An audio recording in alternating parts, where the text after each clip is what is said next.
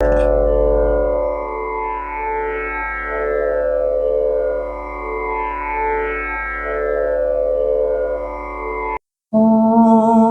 श्री परमात्मने नमः। अथ षष्ठोऽध्यायः।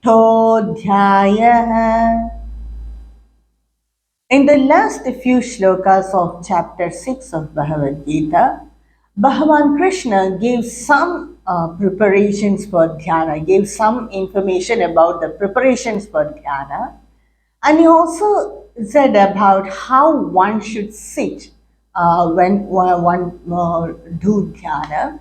And he said that one should remain in solitude, in a reasonably calm place, neat place. The seat should not be too high or too low, and one should sit erect with the trunk, neck, and head in the straight position. And one should calm the mind and keep the mind on the self. That is, one must do nididhyasana. So when the mind is bereft of any other thought and think about the Atma Tattva, then one can say that he is united with the self. That person is united with the self. Now in the next few shlokas, Bhagavan Krishna is telling about the state of mind, how the yogi feels when he is united with the self. Some of these shlokas are very enticing.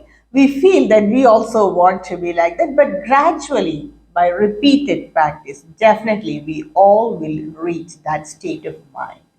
He is explaining the state of mind of Jivan Mukta. Now let us see what Bhagavan Krishna has to say.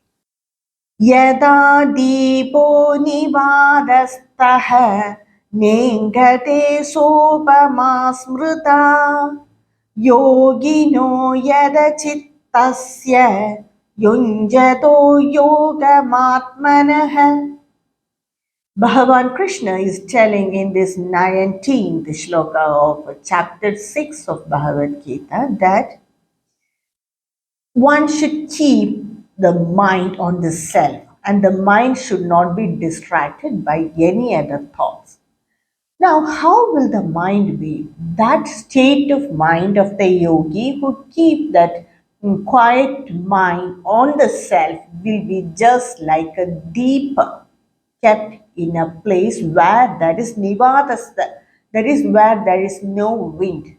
So the deeper kept in a place where there is no wind. And how will it be? Na ingade, it will not flicker. So usually we can see that type of lamp inside the temple, that is in the Sanctum Sanctorum or the Garbhagriha. There we can see this lamp without that unflickering lamp. Wherever we keep the lamp lighted, it will flicker only. But in the temple, inside the Garbhagriha, it won't flicker. That also, in Kalahasti, if we go and see, all the lamps inside the Garbhagriha also will flicker because it is the Vayusthala. So that lamp just like kept inside, but in all other temples, it will not move here and it will be steady like that. So a lamp kept in a place where there is no wind, it will not flicker. So the mind of the jnani will be just like that, without any shaking, or that is, he will not think of anything else. His mind will be steady on the self. So that example Bhagavan Krishna is giving in this 19th shloka. And this shloka is quite famous because all the acharyas or the people who give talks in Vedanta, they tell about this example. They for the steady mind means they immediately they give this example. So Bhagavan Krishna is a very good example, very good upama given by Bhagavan Krishna. And the next shloka, that is the 20th shloka, is connected with this only. Yatro paramade chittam nirudhyai yoga sevaya.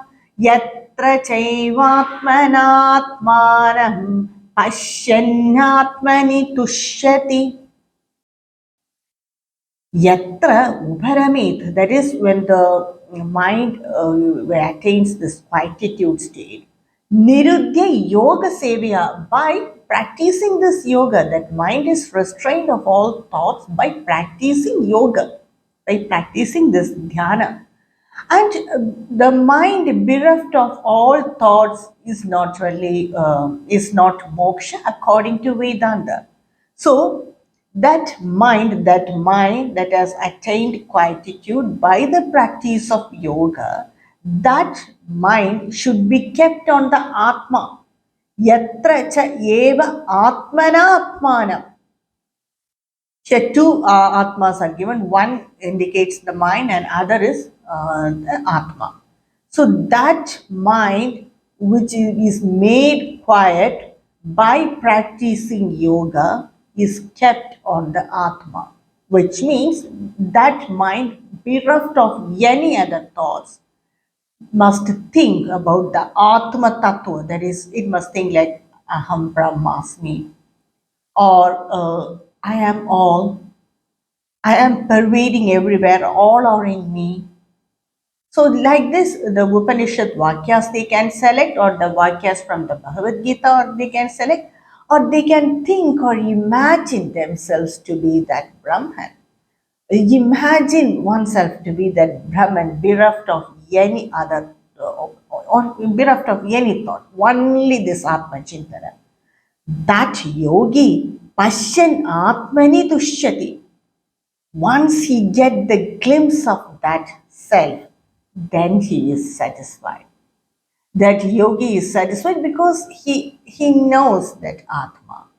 We all know only theoretically, but when we practice and we remain in that state for even some time, at least for a few minutes, then we will be satisfied. Then we will understand the real meaning of life. So these are the words of Bhagavan Krishna. Now, the next few shlokas also, that is the shloka, this one, 21, 22, 23, all are same because it all explain about this state of mind of the Jivan Mukta or the Jnani. The next shloka is Sukham atyantikai yattad buddhigrahyam Veti yatra na chaivayam stitaschalati tattvataha. That is, that yogi who has controlled the senses by the buddhi grahya madindriya. That is, one who has controlled the senses by the buddhi, because it's the buddhi that decides and the mind follows. So when the mind and the buddhi, when it controls the senses, then that yogi, he experienced sukham atyantikam, bliss infinite. Why? Because his mind is kept on Atma. Veti yatra na cha eva ayam stitas chalati tattvataha. Stiti, that is, Stita means he is established, he is steady. Chalati, he will not move, na chalati, tattvadaha, from reality. So, a yogi, once when he has established his mind on the self, or when he realizes that Atma, or when he deeply contemplate on the Atma Tattva, then he is established in the self and he will never move from that reality. He is established there because he has experienced bliss. We all come out of that state because actually we have not experienced that blissful state. We have only theoretical knowledge, and a jnani, he has that practical knowledge also, and so we think that the sukha is external, even though we know the nature of the self. But we, since we have not we do not have that practical knowledge, we feel that the sukha is outside.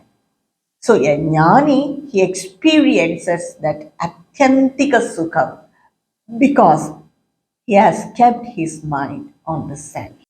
यल्लब्ध्वा चापरल्लाभं मन्यते नाधिकं ततः यस्मिन् स्थितो न दुःखेन गुरुणापि That is, yallabdva cha abharam labham. That is, he has attained that superior gain. He feels that there is no gain superior than this. Manyate na adhikam tataha. There is nothing great than this sukha. He feels that jnani, that is, all these are the state of the Jivan Mukta. See, all these are the states of the Jivan Mukta. So he feels that he has attained that supreme state.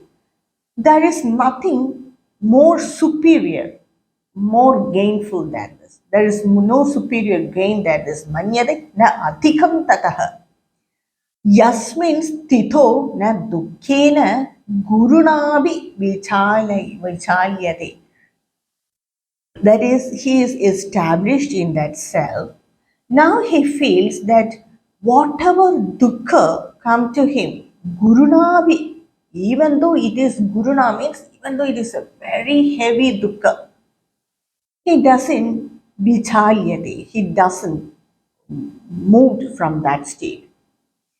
Because he has experienced that self and he knows that something great, he identifies with something supreme than all of us we identify with. We identify with the body, mind, or intellect, and so any problems of the body, mind, or intellect, we assume it is ours, and we are worried by that. But a jnani, a jivan mukta, since he has touched that self, yes, he very well know that he is that Atma.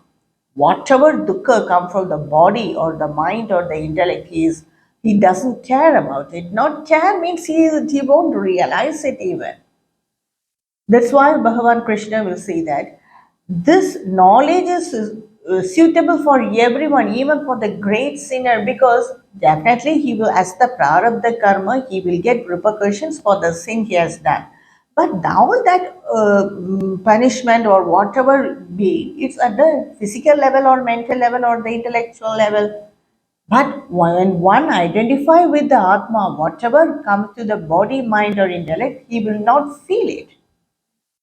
But we must have that concentration. We can by example, we can understand from the material world also, sometimes we will be more concentrated in our work. So even when some ant may bite us, some mosquitoes may disturb us, some flies may disturb us, or some bugs may bite us, but we won't care all that. We will be so much interested in our work.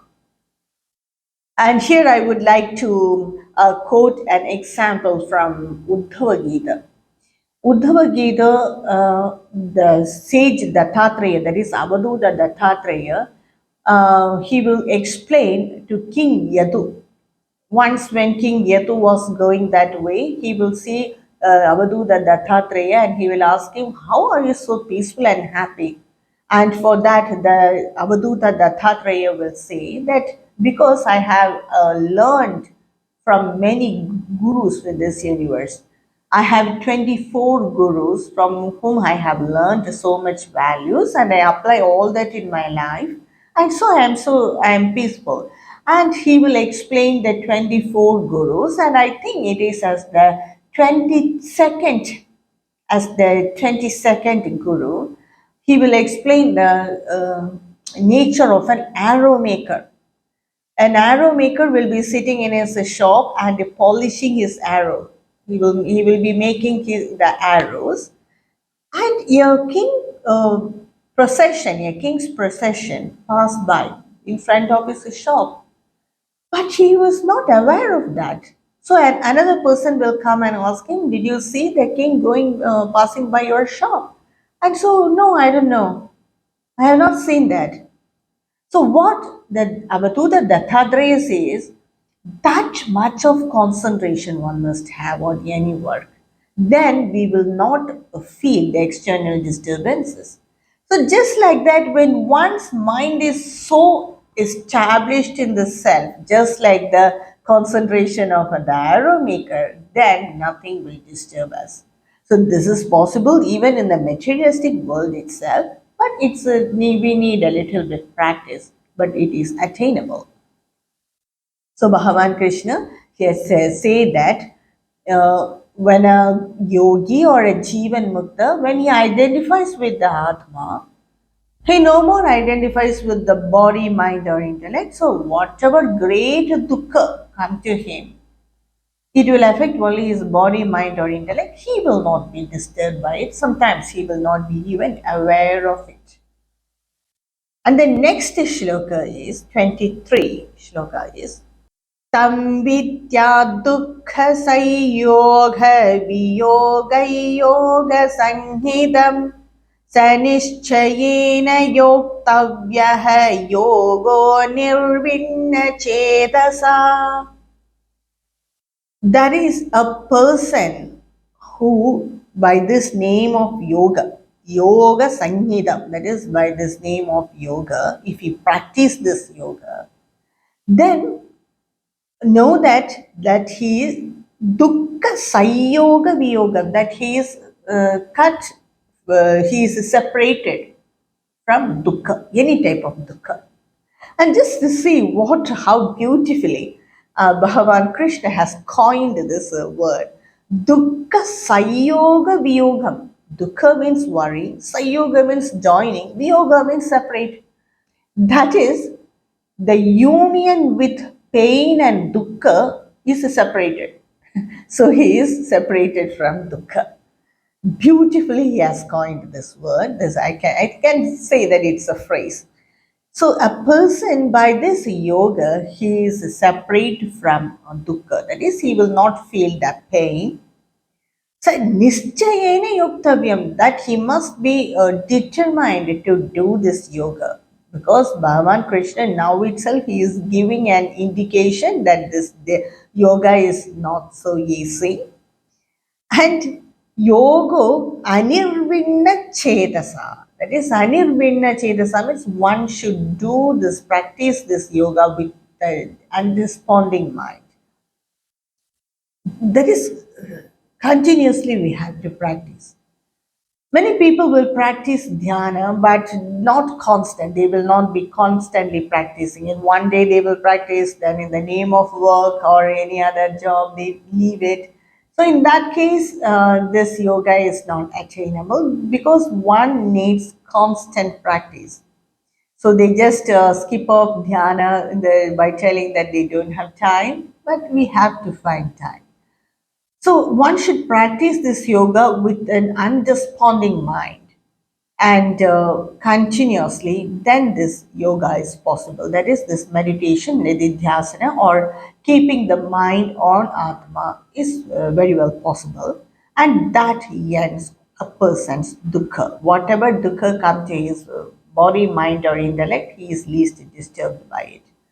Another important hint Bhagavan Krishna is giving in this next shloka, shloka 24, chapter 6 says, Sankalpa prabhavan kaman tyaktva sarvana sheshatah manasaivendriyagramam viniyamya samantatah. So Bhagavan Krishna is telling, Sankalpa Prabhavan Kaman, that is, one has desires because of Sankalpa. Sankalpa means thoughts or imagination. So, due to this thoughts or imagination, one develops desires. When we see something on the road or any shop, many of us we do window shopping. So sometimes something attracts us. It may be an outfit, or it may be an handbag, or it may be anything else. But at that time, we will not feel anything. But when we come home, we repeatedly think over it and we develop the desire, and the next day we go there and buy it. or otherwise our mind will not be satisfied. So Bhagavan Krishna is telling, if we want our mind to be pure, then we have to cut asunder this thoughts itself, this imagination itself. Then we can easily restrict the desires. So sankalpa prabhavan kama, that is all these desires are due to the sankalpa, that is imagination, and that's what the law of the acharyas of the law of attraction also say. If you want to materialize any desire, to think about it. So that itself indicates that thinking gives desires. So if we do not want the desires, stop thinking or stop doing imagination. So tyaktva sarvan asheshatah, without any residue. So one must restrict all the thoughts, all the desires without any residue. Manas saivendriya grama, then and the mind should restrict all the senses, that is the group of senses. So we may feel that only by seeing that sense, we develop desires. Definitely no. We hear something and we develop desire. We hear nice music, so we want to buy that music CD or whatever it is. We taste something, we touch something, and the taste sense, great sense. Whatever is controlled, this taste sense or the tongue itself, it cannot be controlled. Either taste sense or words, it is very difficult to control. And I think when we control that, all the other senses will come under control. In the physicians also, as well as the psychologists, everyone will say in our body, the strongest muscle is the tongue because it is very short, and from the time we were born, it started to move. It started to taste first, then it started to move. Till now, it is no problem and no pain in that tongue. All the other muscles, when we overwork, it will develop pain, definitely. But tongue, there is no pain. And even when a person is 100 or 115 years or 119 years, the tongue will be like that. The taste sense also will be like that. And the words we utter by using the tongue, that also will, because of that only so many problems come in our life. So the tongue is the strongest muscle, and first that sense of taste should be controlled. So that's why Bhagavan Krishna is telling Mana Sarvendriya Gramam, that is Indriya Gramam means the whole group of senses that must be controlled by the restrained, completely restrained by the mind. So one's mind should, all the senses should be controlled by the mind, and one must stop imagination or thoughts about, must restrict that, then automatically the desires will be restricted. So that is one hint Bhagavan Krishna is giving by this 24th verse.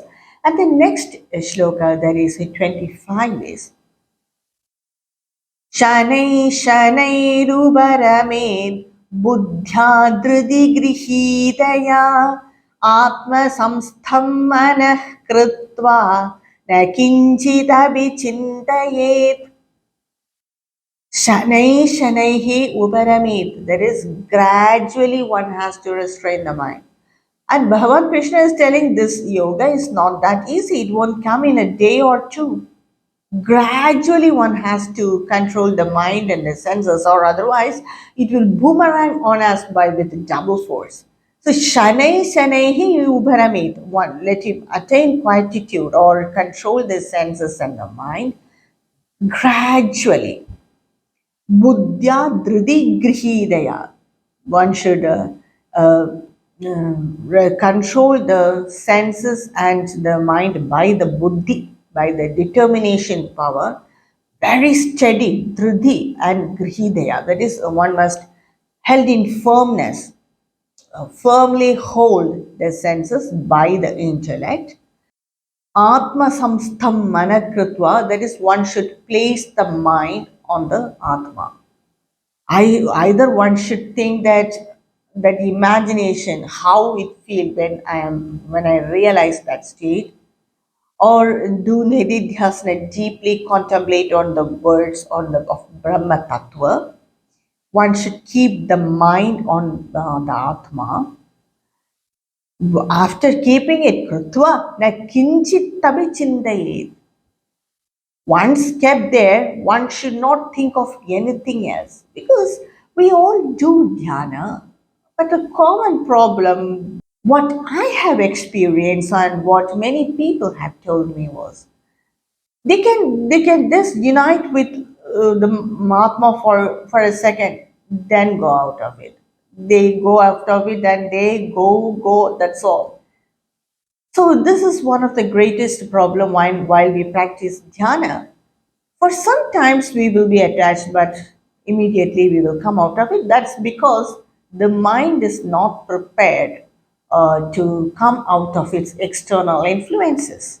So gradually, Shanai Shanai, Bhagavan itself is telling it will come only gradually. So little by little, one should attain this quietude of mind. That is, by the intellect, one should very firmly hold the senses, and the mind should be kept on the Atma Tattva or should be kept on the Atma. In the beginning, we have to keep it on the Atma Tattva, but gradually, automatically, we'll pass on to that stage without thinking anything else. So there is one practice Bhagavan Krishna is telling, and another in the next shloka also Bhagavan Krishna is telling. Yato yato nischarati manaschanjalamassthiram tadastatho niyam yaitatmanyeva vasham nayet. That is, Bhagavan Krishna is telling the nature of the mind. Manas chanchalam astiram. That is the nature of the mind. The nature of the mind is always to go external. We have to bring it back. That is, we are practicing it against the nature of the mind. That we also have to keep in mind. So we are just going against the nature of the mind. So it will definitely take some time to conquer the mind. So we must not be disappointed by failures. That's why again and again Bhagavan Krishna is telling we have to cross hurdles, there will be obstacles, only gradually we attain that. So we are just going just like going against the wave and swimming, but we can swim like that too. We can get success in that too. You might have seen the surfers, they just go against the wave and climb on top of the wave, just like that. We have to go against the nature of the mind and then conquer mind because the nature of the mind is always to go external. We have to bring it back slowly again and again. Bhagavan Krishna is telling, yathas nischarati, whenever the mind moves out of this Atma, manas chanchalam astiram, that is the nature of the mind, yatha nischarati, tatha, then and then, niyamya, that is control, restrain the mind. Atmanyeva vasamnaye, bring it back to Atma, bring it back to the self. So whenever the mind moves from the Atma Tattva or from the Atma, bring it back again and again. For that, what we have to do, we have to be aware. Or otherwise, we will not even realize that the mind has gone out. After some time, we may feel that, oh, so far I'm not meditating. Some may slip into sleep, or some may go to some other thoughts which they may not be aware of. So all this are very common in practicing meditation. So Bhagavan itself is telling that if the mind goes out of concentration, then we have to bring back on the Atma and place it on Atma. A very important advice, or otherwise we will feel so dejected, isn't it? When we try to control the mind, and if it goes away, what will we do? we may be very disappointed. Oh, this will not happen to me. Like that, we may think. So, for that only, Bhagavan Krishna is telling that one should bring back the mind again and again and practice it slowly, gradually. We will be able to control the mind. The next shloka, that is 27th shloka, Bhagavan Krishna is telling about the state of mind of the Jivan Mukta. प्रशान्तमनसं ह्येनं योगिनं सुखमुत्तमम् उपैति शान्तरजसं ब्रह्मभूतमकल्मषम्.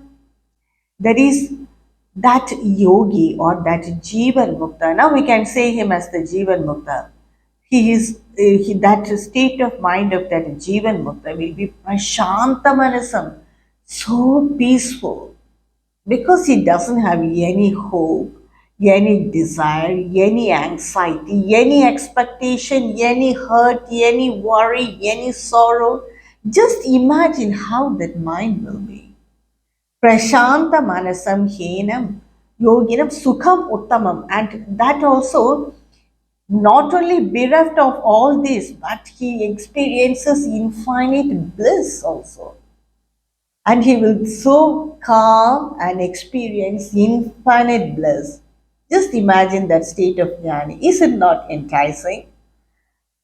Ubhaiti Shanta Rajasam. And he come to that state of Shanta Rajasam. Because of the Rajas, only passions and desires will pop up. He has subdued that also. Shant, he has made that desires also Shanti. Shanta Rajasam. Brahma Bhut. Always he becomes Brahman. That quiet mind placed on Atma, then he is Brahman. He becomes Brahman, Akalmasham, that is without any sin, freed from all sins. So just imagine the state of mind of a Jivan Mukta. So peaceful minded he will be, and not only that, he becomes Brahman. He becomes Brahman without any sin. And the next shloka, the 28th shloka, also Bhagavan explained this nature of the Jivan Mukta. युञ्जनेवं सदात्मानं योगी विगतकल्मषः सुखेन ब्रह्म संस्पर्शम् अत्यन्तं सुखमश्नुते. Yunjanevam, that is, thus practicing this yoga, Yunjanevam is practicing this yoga. Sadatmanam, always this yoga, this Sadatmanam, he keeps his mind on the self. Vigata kalmashaham, freed from sins. Only when one is freed from sins, all this can happen. Freed from sins in the sense, we have detached from that mind. We have detached from the mind and intellect which has our prarabdha karmas. Because no one can completely exhaust sin or experience punya also. Any residue will be there. Only one way to get rid of the sins is detach from that and keep the mind on the Atma. So always he keeps engaging the mind always in the Atma, Vikata Kalmasha, devoid of, freed from all the sins. Sukhena Brahma Samsparsham, that is, he attains peacefulness, Sukha. Why? Because he has established in the self, not by any other thing. We all attain that Sukha because when some of our ambitions are satisfied, or when we reach some materialistic goal, then we attain that Atyantika Sukham, but that is very temporary. 1 or few days it will last, but then it will go off. But the sukha of the yogi is permanent. Sukhena Brahma Samsparsham, because he has touched Brahman, he has kept his mind on Brahman, and because of that he attains that sukha. Atyantam Sukham Ashnute, that infinite bliss, Sukham Ashnute, he enjoys or he attains. that infinite bliss. So just think of the nature of mind of the Jivan Mukta, how peaceful and how blissful he will be. So let us think about this for a few next few days. We all think about this for the next few days, so that we will also attain to that state of mind. I will continue with the rest of the slokas of Bhagavad Gita in my next video. यत्र योगेश्वरः कृष्णः यत्र पार्थो धनुर्धरः तत्र श्रीर्विजयोर्भूति ध्रुवा नीतिर्मतिर्मम. ॐ श्रीकृष्णार्पणमस्तु.